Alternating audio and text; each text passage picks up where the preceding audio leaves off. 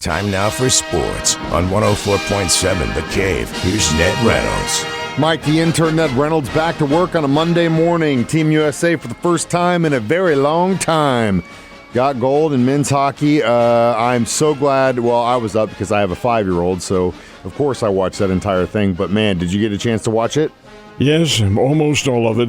An incredible match, as you knew it would be, because these are really great athletes. They all are, well, they're teammates in many cases, but it's nation versus nation, and the Canadian-born players kind of lorded over a little bit over the American players. And we played hockey more than you have and so forth, but it was just hardcore, intense hockey, and it could have gone either way. Went to the overtime, and USA won it by 2-1 on the Jack Hughes goal, was only, a minute and 40 seconds into the overtime period. The overtime in Olympic hockey is 3-on-3. The NHL is 5-on-5, so there's a bit of a difference there. Still, nonetheless, the USA team, just a really, really great team, and so is the Canadian team. They're both medal winners, and they both are honored.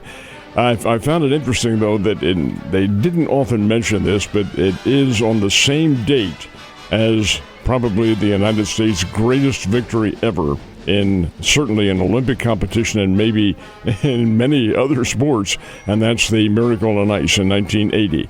But there are two major differences. Number one is the pros were not in that competition. That was all amateur hockey. USA team were amateurs and college players, and the Russian team, allegedly, they were amateurs. They weren't. They were soldiers and professionals and all that sort of thing. But nonetheless, the Miracle on Ice, wonderful victory. That was not a championship. That was the semifinal match. USA had to play one more to win the gold, which they did, beating Finland. That was in 1980, and that was 46 years ago. It doesn't seem possible, but here's a 2-1 overtime victory over Canada and gold for the USA, and a very big deal.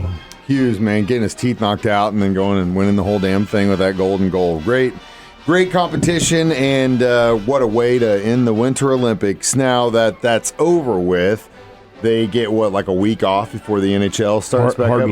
Hardly. 48 tomorrow? Hours. Mm-hmm. It won't be, no, not tomorrow. It'll be Wednesday. Okay. Most of the National Hockey League teams resume on Wednesday. The Blues open up on Thursday, and they'll open at home against the Seattle Kraken. I'm really interested to hear what the fans' reaction will be, because the Blues goalie was the Canadian goalie on whom the winning goal, Jordan Binnington, he gave it up. Well, how will the fans react to that? Will they take national pride, or will they say, hey, Jordan, great try and all that. Now you're back playing for the Blues again. And the Blues are struggling. They're 8 games under 500 and need to get well real quickly.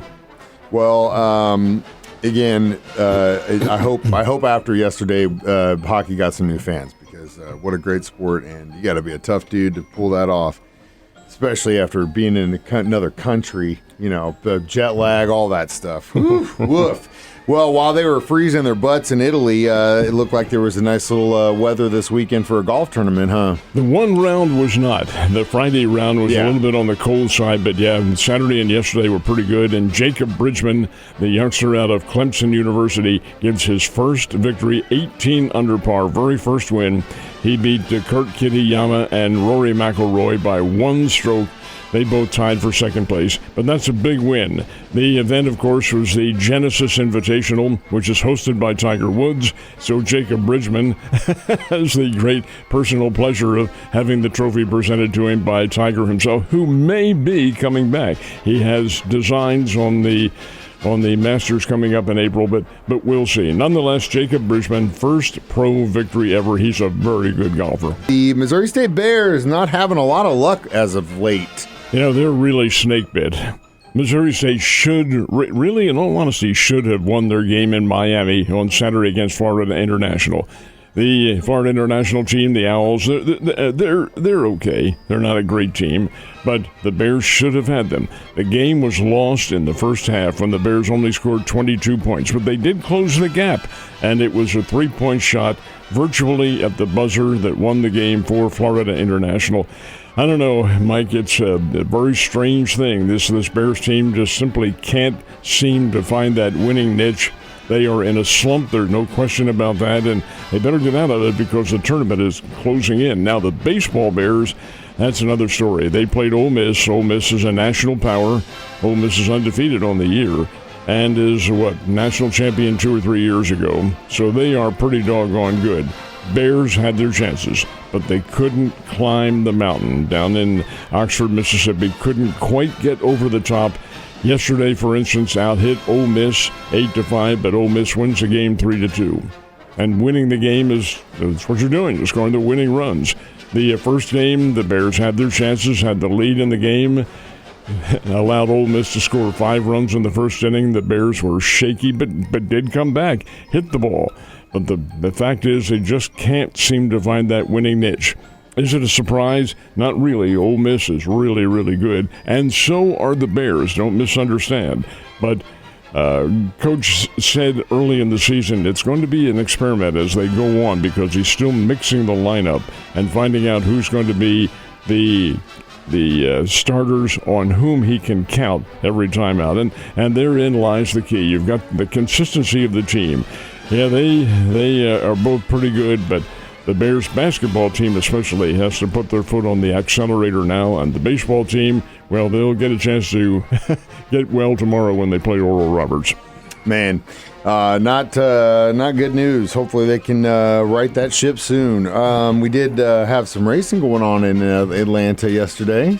It's the first time, and I'm not sure, about 35 or 40 years, somewhere around there, that the same driver has won the first race of the season and the second race. And that's what Tyler Reddick did yesterday in overtime. He came through the the spins out and the wrecks and all that sort of thing to win the 400-mile event at Atlanta. And a very good win for him.